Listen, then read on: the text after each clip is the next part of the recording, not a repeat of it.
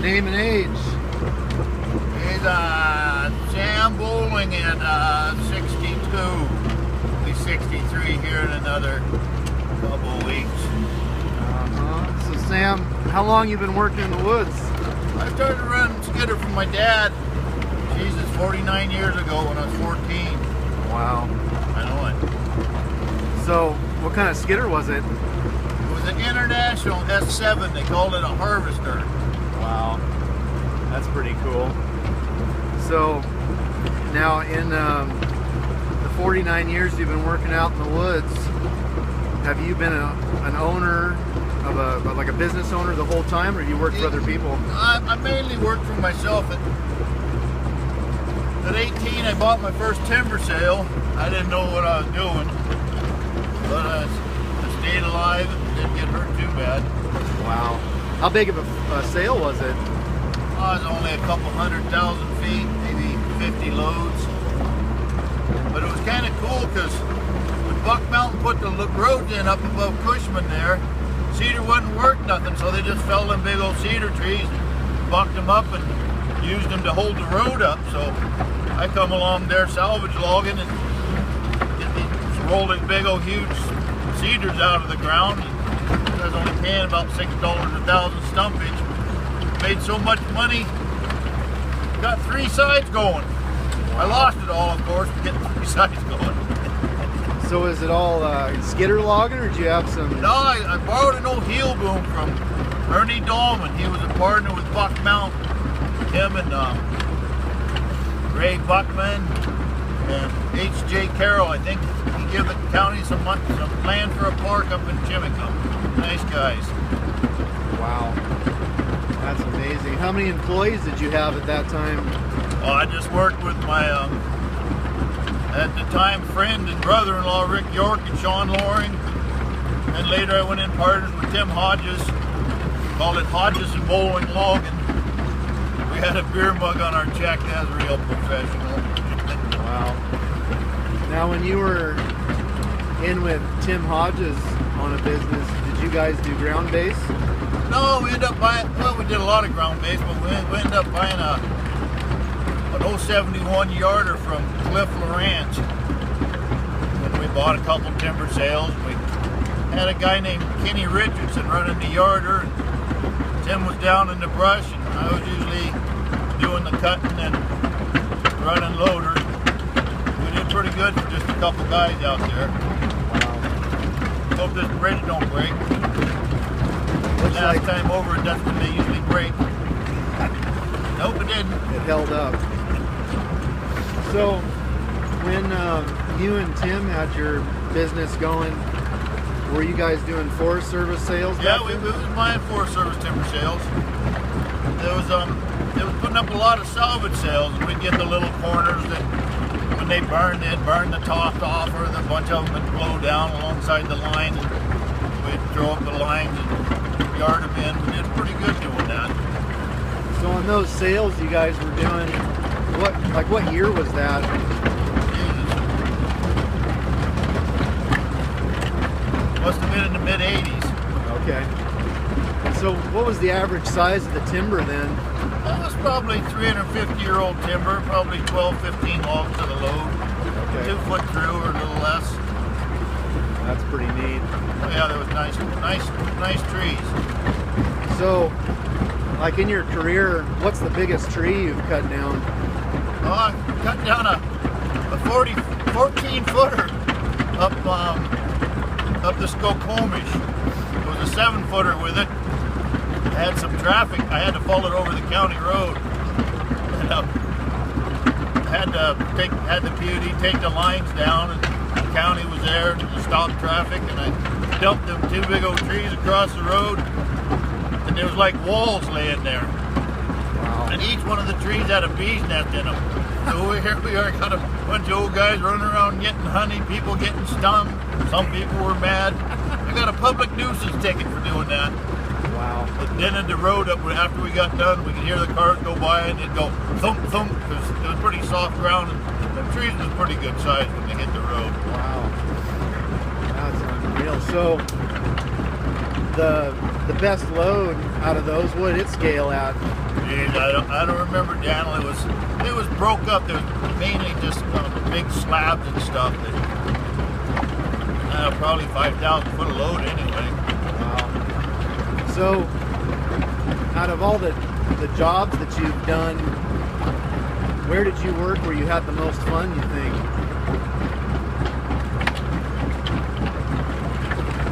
Where I had the most fun? Yep. God, I have so much fun almost every day. I'm lucky. I look forward to getting up and going to work. But it had to have been up in the mountains when it was sunny up there, and it'd be air inversion, so it'd be all foggy and cold down here. You get up there in the mountains and you can look over and see Seattle and the canal and the Cascades. So just beautiful up there, and we were making pretty good money, so that was pretty fun. That's pretty neat. Out of all the jobs that you've done in the woods, cutting timber and building road, running skidder and shovel and all that, I mean, what do you think has been the most fun or most fulfilling out of all of them? Oh, when you can lay a big tree down just right and save it, that's quite thrilling. It's all right to lay out a road on a mountainside, figure out how to get to the top of it, keep the grade good. That's kind of a challenge and fun when it works out. That's pretty cool. Out of all the employees you've had, who has been the most memorable? Oh, I've had some characters that I worked with over the years. Glenn Loring, Tom Boyd.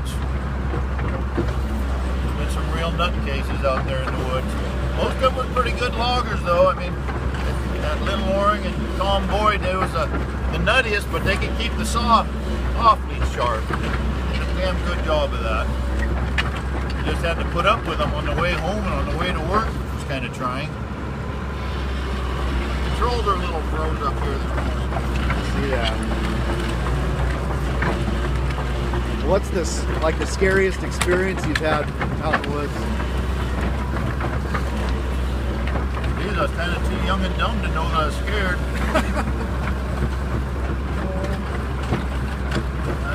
I've seen some awful things that, thank God, nobody ever got killed on my job. Yeah. I had a few people whack me and it bust me up a little bit, but nothing too bad.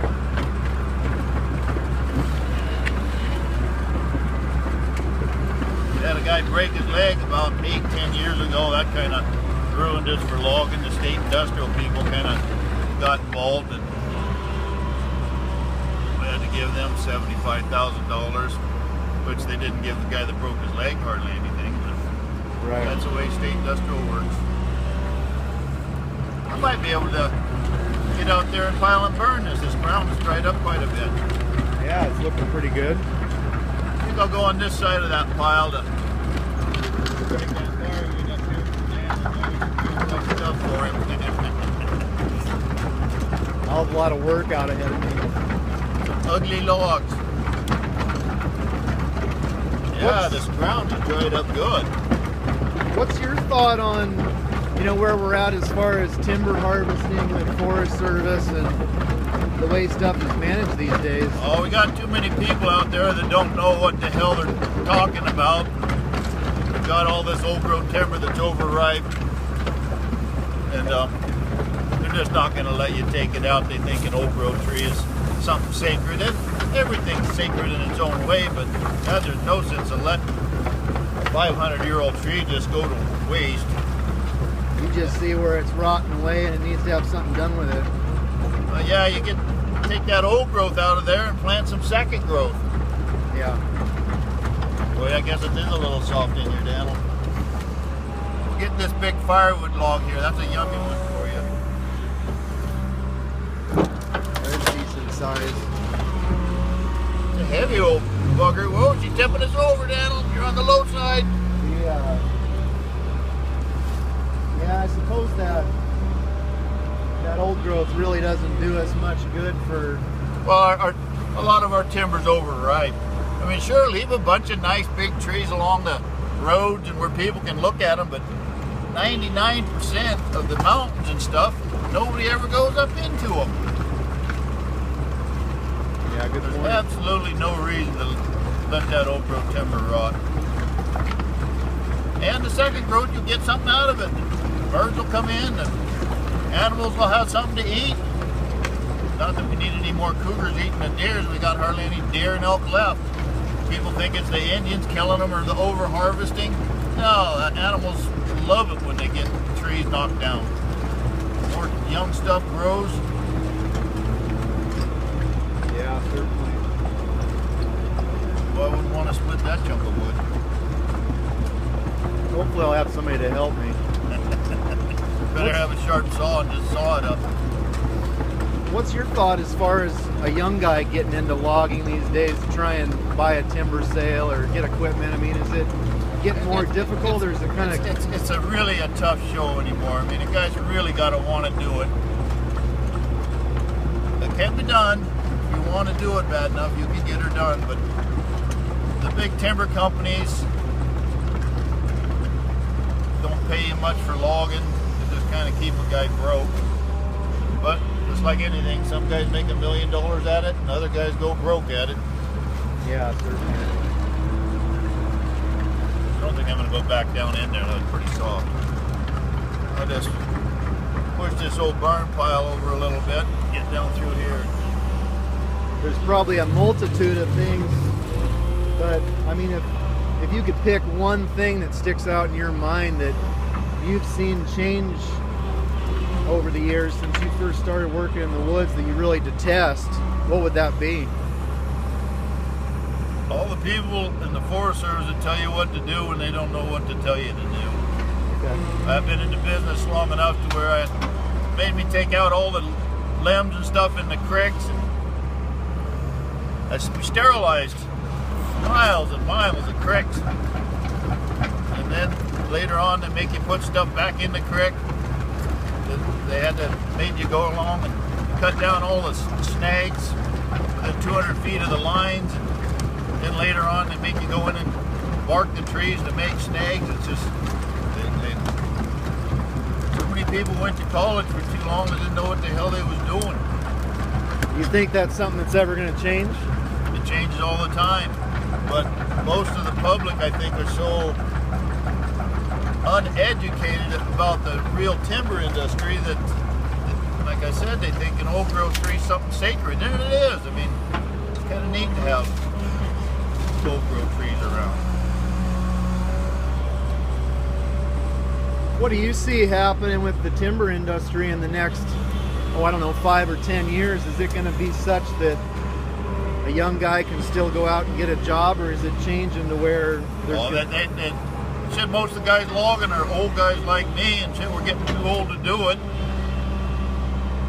I'm getting tired of all the regulations, so I think a young guy that really wanted to can learn the ropes and get some equipment. And you don't have to be a genius, thank God, to be a logger, otherwise we wouldn't have very many. Yeah. But you can't be a dummy either. Safety, I think, is a very important issue. Don't want to see nobody get hurt. But a lot of logging nowadays is so mechanized that you're less likely to get hurt. You're not cutting every tree down and hooking chokers around them on the hillsides. Yeah. What would be the best piece of advice you could give a young person that wants to get into working in the woods? You gotta love it, because there's other ways to make a better living. Loggers are way underpaid. See, you can be a plumber and make 5 times as much as you do if you're a goddamn logger. It's a hard life. The only way you're ever gonna make a bunch of money is if you get your own equipment, bid on jobs smart, work hard, and luck helps. On that note, the way the wages are now and the way guys are paid for timber sales and all that, what would you say the difference is in price compared to, say, the 80s?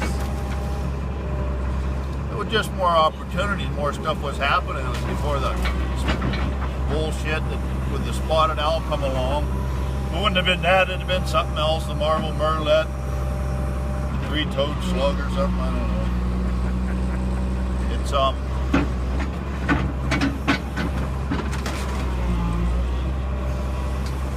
Do you think wages have changed a whole lot and all that? No, not hardly at all. Yeah.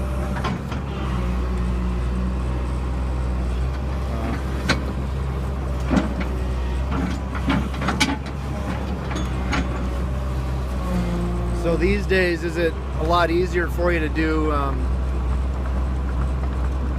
like more along the lines of private jobs for people in their backyard, 7, 8, 10, 15 acres, than to go and fool around with Forest Service or DNR sales? Well, one thing about the Forest Service is once you get a job, you got something to do for quite a while. Yeah. These little jobs of dealing with the public all the time, that most people are all right, but these are so much red tape and trying to do things legal anymore, and I'm not much into red tape and having people that don't know what the hell they're talking about tell me what to do, but I try not to get in trouble anymore. Yeah, fair enough. Okay, well, I'll let you get back to work, Sam. Thanks for your time. All right.